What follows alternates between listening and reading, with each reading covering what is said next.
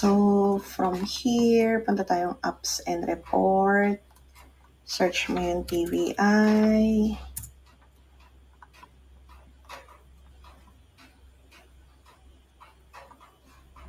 So, sa VIAP, kukunin mo yung number lang. Search mo dito, number lang.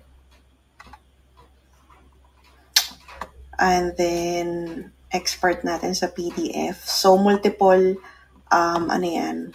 multiple contracts kasi yan. So, kung multiple contracts siya, pwede mo ding tingnan kung meron pang ibang ganyan na contract siyang kasama. So, for this one, dalawa sila. Sa ilalim, makikita mo yung SKU. So, tignan natin yung specific na settlement na to.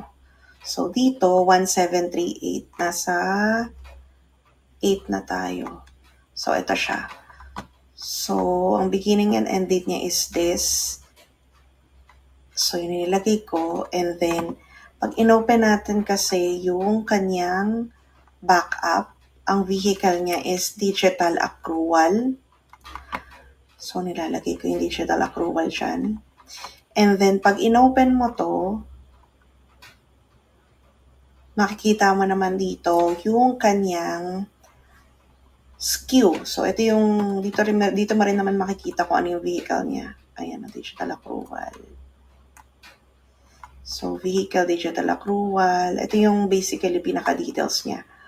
Tapos, ito yung SKU niya. So, yun. Magkaiba yan ng begin and end date kasi magkaiba silang klase ng contract. Pero pag inopen mo din yan, ang laman din naman ng SKU niya is same kasi dyan naman sila lahat. So, ito, mapapansin mo. And then, digital approval pa rin yung vehicle niya. It's just that magkaiba lang sila ng date. Yun ay para sa ganyang klaseng digital accrual. Now, punta tayo sa madaming klase ng or maraming nasa loob. So, sample natin is ito. Sumunod. So, gagawin ko, titignan ko ulit kung meron siyang iba. So, kung mapapansin mo naman dito sa sample na to, hindi mo makikita yung SKU niya dito. Cheese lang yung nakalagay. Ayan, cheese lang. So, pasok tayo. So, ano natin siya, export natin siya, save natin siya as is.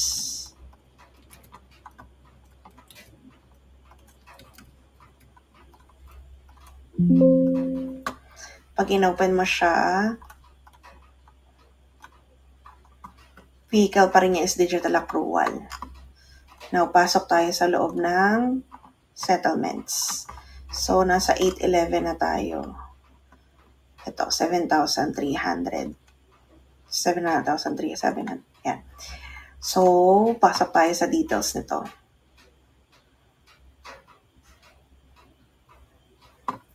So, dito, kunin mo pa rin yung beginning and end date. Then, dito, mapapansin mo, ang dami niya na. Dami niya ng SKUs. So, basically, itong mga SKUs na yan din naman yung SKU lahat ng to. It's just that iba-iba lang yung amount ng allocation niya sa settlement amount.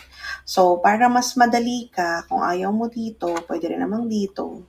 It's up to you kung gusto mo siyang i-type isa-isa tapos i-copy mo lang siya ng ganon-ganon.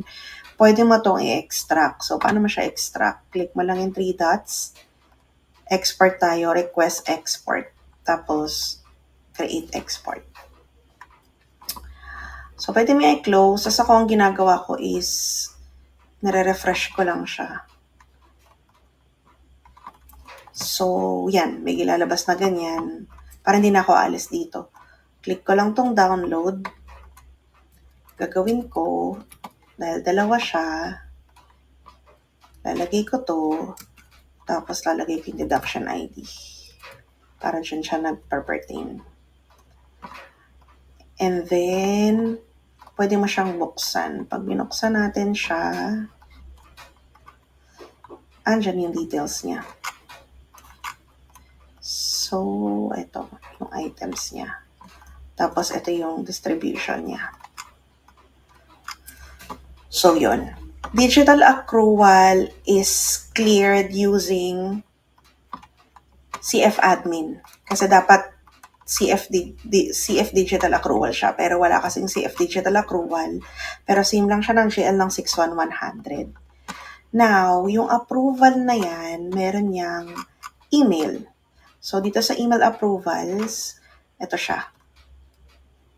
So, attach mo na lang yung email na yan. If ever. So, yan. Monthly kasi yan.